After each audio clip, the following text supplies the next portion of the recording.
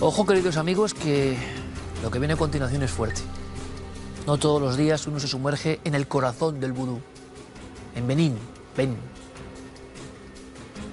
y nuestro explorador. Yo creo que es uno de los temas más potentes. Cierto es, y yo lo sé bien, cuando se habla de brujería, de alta magia, magia negra, ustedes sienten un escalofrío que yo también comparto. Es más, querido Paco Acedo, bienvenido. Gracias, Iker, encantado. Tú querías traer algo aquí. Quería traerte sorpresas, pero no me has dejado. ¿Qué sorpresas? No, vamos a contarlo. Pues mira, yo estuve recorriendo Benín en esta nueva inmersión especial en esta cultura tan apasionante. Como desconocedor, pues simplemente una curiosidad innata me llevó a este país. Y de ese viaje me traje muñeco vudú, me traje lo que se llama los asen, que son unas figuritas que ahora te explicaré para qué se usan. Entonces, bueno, en realidad son cosas que han venido purificadas, por así decirlo, pero entiendo que a lo mejor cierta energía ha podido quedar ahí, entonces yo he preferido dejar el plato de cuarto milenio. No, yo te he dicho, tú no has preferido, tú querías traerlo. Sí, pero bueno, basta que dudes para que yo diga no. Que sí dudo.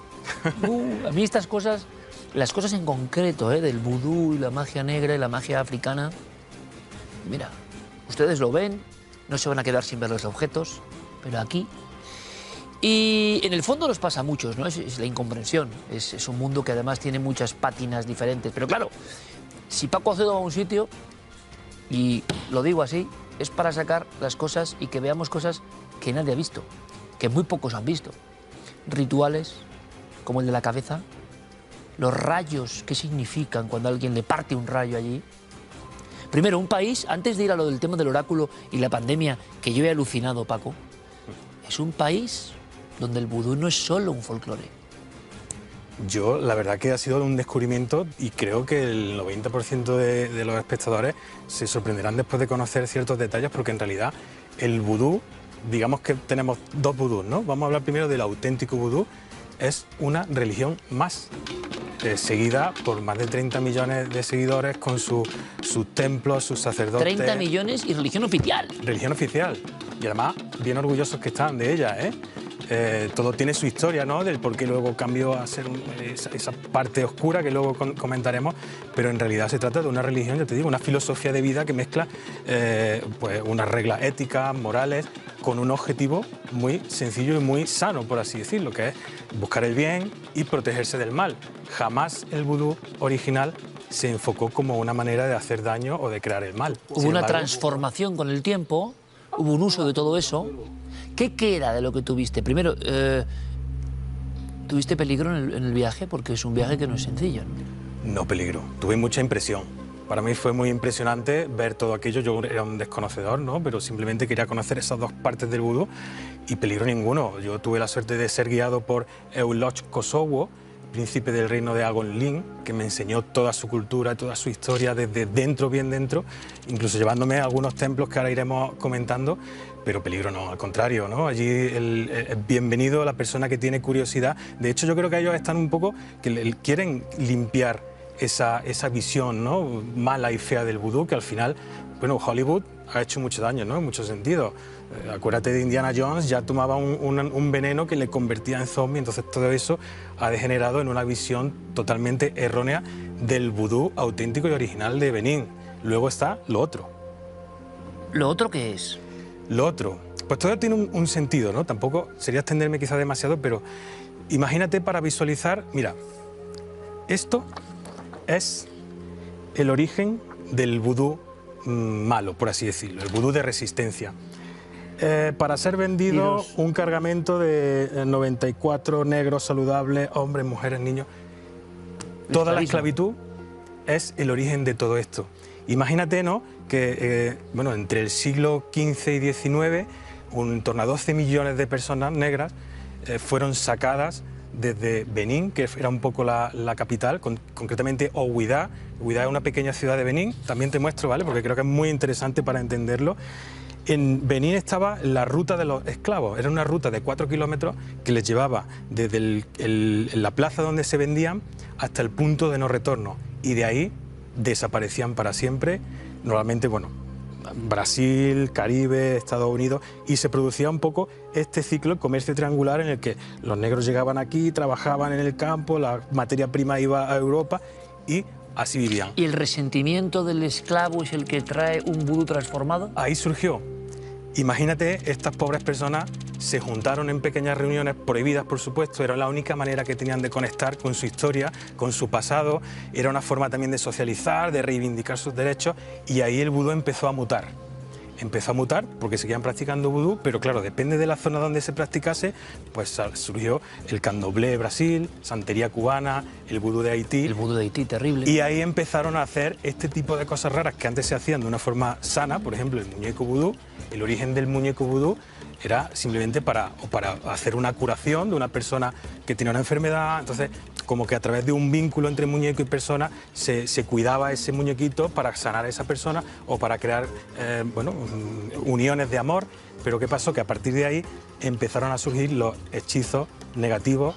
Y el pinchar al muñeco para causar el mal. Exactamente. Básicamente es muy sencillo en realidad. El muñeco vudú auténtico, de trapito y tal, pues obviamente era la única arma que esta comunidad, presa de su amo, ¿no? Podía usar para defenderse. Entonces simplemente a través del vudú empezaban a conectar el alma de ese patrón con ese muñequito para intentar perjudicar al patrón y bueno, era la única herramienta que tenían en ese momento. Y ahí para está la defenderse. transformación, algo que nos ha llegado con la primera palabra, vudú o vudú. Bien, epicentro vudú, ¿por qué? Porque es la zona cero, donde nace todo, ojo, ¿eh? Bien, ¿qué tiene que ver esto tan antiguo, ancestral, transformado con la pandemia?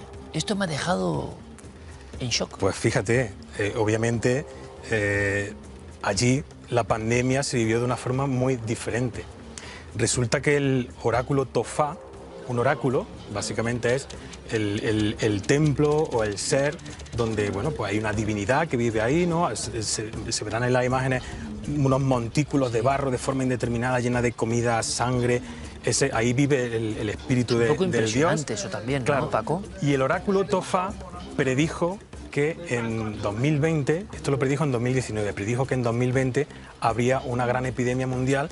Y claro, enseguida se causó un revuelo porque ellos se toman muy en serio todo esto. Esto es en el 2019, antes de que estalle el tema de la pandemia informativamente. Antes se lo tomaron tan en serio que empezaron a hacer, pues imagínate, todos los sacerdotes de vudú, rituales para protegerse, mataron una vaca blanca, ofrecieron su servicio al gobierno para evitar que entrase ahí esa enfermedad y parece ser que yo, por los datos que he tomado, ¿no?, con respecto a las muertes que hubo en Benín, en comparación con España, parece ser que les causó mucho efecto, ¿no? O sea, ellos ya sabían que iba a ocurrir algo muy malo, se prepararon, cerraron puertas, por así decirlo, con su religión, y ahí entró un poquito. Vamos a ver, el oráculo de Delfos, no. El oráculo Tofá es el oráculo que dio esa señal de alarma. Es que es brutal. Luego hay muchísimos, claro. Tofá, bien. Y esto es como la historia de, si no recuerdo, no sé, el mar de Andamán o...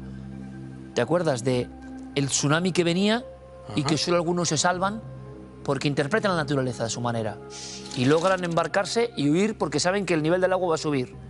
Impacto mundial y se publicó en todas partes. Bien, esto es un poco parecido. En una remota región de África, los chamanes, sacerdotes, comparten la información de que una epidemia que debía ser diferente a todas las demás... Bueno, ¿y esto que estamos viendo, Paco, qué es? Bueno, pues es todo brutal. Todo esto son las ceremonias, el aguardiente con que se alimentan a los dioses, luego las estacas que por ahí deben aparecer algunas, las asen, donde supuestamente habita el espíritu de ese ancestro. Es bastante desagradable, imagínate. Sin embargo, para ellos ahí están los dioses, los espíritus. Adoran esto. Y esto es que han determinado que ahí está la presencia. Ahí están, o sea, de los 200 deidades o antepasados divinizados, pues todos estos están esparcidos por todo Benín y en cada templo, templos que suelen, fíjate qué curioso, estar escondidos en casa, porque hubo una persecución religiosa en los años 70, de manera que tuvieron que esconderse. Cada templo señala que ahí hay una divinidad con una bandera blanca y ahí encontramos todo esto. Este es Changó. El templo de Changó, que ahora te contaré, que vas a alucinar, Iker. Porque todo esto, hay un cuerpo humano, todo eso son huesos humanos. Yo, obviamente, he sido muy prudente y respetuoso porque las experiencias que yo viví allí fueron duras. Porque ellos bueno, el trato y las bendiciones que utilizan, o los rituales que utilizan para pedir esa ayuda. Ahí la sangre es clave. La sangre está siempre presente y el sacrificio de algunos animales, pues ahí está presente, ¿no? De hecho, hay unos mercados, el mercado más grande de fetiches de este tipo de África está allí. Ahora veremos esto, pero me gustaría, porque tú le das una importancia especial, bueno, lo del templo que anuncia la pandemia me parece brutal en ese ambiente, y luego cómo se quedan, ¿no?, al ver lo que pasa en el mundo. Hay un rito concreto con las cabezas, que muy pocas veces se ha filmado para las televisiones occidentales. ¿Qué es esto? Yo te diría que tenemos la imagen en exclusiva, ahora la iremos viendo. El templo de Changó, ahí lo tienes. ¿Qué estamos viendo, Paco? Eso que hay envuelto en esas hojas verdes, eso es una cabeza humana. Y esto es un ritual en el que patean, veréis de vez en cuando que patean la cabeza para sacar el mal de esa cabeza. ¿De dónde viene esa cabeza? Muy fácil. El dios Changó es el dios del trueno. Cuando una persona es alcanzada por un trueno en Benín, supuestamente ellos están convencidos de que es un criminal, una persona que ha cometido un acto terrible, y en ese momento el sacerdote del templo de Changó intenta localizar a esa persona que ha sido alcanzada, intentan reanimarla para que confiese sus pecados, normalmente no se puede, y en ese momento cogen el cuerpo, lo llevan al templo de Changó, lo dejan en una parte trasera para que el cuerpo se vaya descomponiendo y llega un punto en el que le decapitan, le quitan la cabeza. Y con esa cabeza se hace este ritual. Esta imagen la he conseguido con me pasaron un vídeo grabado con móvil, porque obviamente asistir a esta ceremonia para un extranjero... Pero esto es muy raro de ver, porque esto es que había ocurrido que alguien le había partido un rayo. Exactamente. Tú fíjate cosa más curiosa, Paco, y en España, yo recuerdo en la región de las Urdes, que si te caía un rayo era como una bendición, era como un mensaje del cielo, pero en positivo, y hay no pocos videntes o sensitivos que acumulan, digamos, su experiencia, su vida espiritual, su vida curanderil, cuando han sido alcanzados, aunque sea por la esquina del rayo. Aquí es totalmente diferente. Aquí hay que purificar el pueblo entero. Hay que purificarlo y encima dar ejemplo para que la gente que quiera hacer el mal, pues no lo haga, porque si no te va a pasar esto. Te va a caer un rayo, te van a cortar la cabeza y van a patear tu cabeza para sacar esa maldad de la cabeza. El ritual de la cabeza, madre mía. Y luego el cuerpo, el resto del cuerpo, lo meten en ataúdes y lo cuelgan en el techo del templo de Changó. Y estos cráneos, que había muchísimos, saldrán varios, pues no sé, yo vi como 10 o 12 por lo menos, sirven para hacer posteriores rituales con, bueno, pues con ese resto de esa persona que ha... Esa cabeza se queda ahí de alguna manera. Se queda ahí. Ritualizada. La usan, la bendicen con aguardiente, bueno, es parte ya de sus rituales, ¿no?, del templo concreto de Changó, de los muchos que hay en Benín. Vámonos al mercado, porque lo que sorprende es que esto es compartido, es decir, no solo es el mago negro en su cubículo el que emplea. Yo había visto alguna vez alguna cosa de mercados africanos, creo que en Mali lo trajo el doctor Gaona, y vemos la similitud con este de Benín. Vamos a verlo, compañeros, a ver si nos ponéis. Hay, por ejemplo, las hienas. Aquí lo tiene. Bueno. Cuéntanos, Paco. Mira, te hago una pregunta. ¿Te da yuyu? A mí me da yuyu. Claro, y la palabra tiene algo que ver, ¿no? Claro. Yuyu, precisamente... Mira. O sea, por cierto, que parecen de la prehistoria, ¿no? Parecen de toda África. Pintadas, ¿eh? Se genera un comercio en el que traen animales que no existen en Benín, que están en otra parte de África, y allí pues hay un trozo o el animal entero. Pues yuyu es el nombre que tienen estas partes de animales que se utilizan para hacer luego los rituales. Un mercado bastante macabro, como veréis, incluso se rumorea o me comentaban que puede haber incluso una trastienda en la que hubiese partes de cuerpo humano, pero básicamente lo que hay son animales vivos o animales muertos. ¿Por qué vivos y muertos? El animal muerto ya está en contacto con los seres divinos, ¿no?, la gente, con los espíritus que están en el más allá, de manera que cuando se hace el ritual, se hace la consulta con el oráculo, y el oráculo te dice que tienes que conseguir la pieza de un animal. Tú haces esa petición a esa pieza de animal y con el ritual ese mensaje llega hasta tus antepasados, ¿no?, y te ayudan, te aconsejan, lo que sea. Con el animal vivo se hace algo parecido, pero siempre en relación con alguna petición de una persona que esté viva. Por ejemplo, yo tengo una enfermedad y estoy vivo y quiero que ese animal vivo comunique mi petición de ayuda, ¿no?, de auxilio, o voy a emprender un negocio y quiero saber si me va a ir bien. Entonces se lo comunico a ese animal al oído. Se sacrifica ese animal y entonces ya entra a formar parte del mundo de los espíritus, y entonces ese animal es cuando va con tu mensaje a contactar con tus antepasados para pedir esa ayuda. Es todo un mundo... Lo alucinante, Paco, es que en Benín, hoy, alguien quiere montar una empresa, un negocio, un tal, y como una cosa absolutamente cotidiana, en vez de ir al asesor, un poco menos fiscal, va al chamán. Flipé, Iker, yo flipé porque de repente en muchos sitios veía eso, a sacerdotes utilizando o las conchitas. El proceso de una consulta, así brevemente te lo explico. Yo tengo un problema, voy al sacerdote, que es como el médico, de hecho tienen más importancia y más poder a veces que el propio rey, son muy respetados. Le hago la consulta, él tira unas conchitas o utiliza la IFA, que es una cadena con diferentes piezas metálicas, y el oráculo le dice qué necesito para hacer ese ritual. Esta persona va al mercado del horror, vuelve con eso y entonces se hace ya el ritual. Es cuando se hace el sacrificio del animal. Es como ir al médico, simplemente, no tiene más. Lo tienen muy normalizado, incluso hay aprendices de sacerdotes, es como, bueno, Te parte voy a decir, de la cultura. ¿nace el chamán o se hace? Yo he visto que se hace, porque yo he visto chavales jóvenes que yo decía, bueno, sí, yo estaba en el templo de Changó, por ejemplo, y yo tenía claro quién era el sacerdote porque lo ves, y sin embargo había otro que intercedía también en esa consulta con el oráculo. Ya me explicaba, decía, no, él es un aprendiz. Un aprendiz. Un aprendiz, y pronto Un será... monaguillo del chamán. Exactamente. Pronto será un próximo sacerdote, ¿no? que adore a este Dios, porque cada sacerdote, o sea, cada Dios tiene su sacerdote, su templo, su ritmo, su música, es muy complejo, pero a la vez yo creo que es de las religiones más ricas y más antiguas de la historia. Eso sí, una cosa, Paco, las mujeres, hay una historia que no viene del Amazonas y tiene que ver con el Amazonas, ¿no? De alguna manera. Mira, esta imagen es alucinante. Estas señoritas, en las que, bueno, que llegaron a ser 6.000, ellas son las amazonas del reino de Dahomey. El reino de Dahomey era el nombre que tenía antiguamente Benín.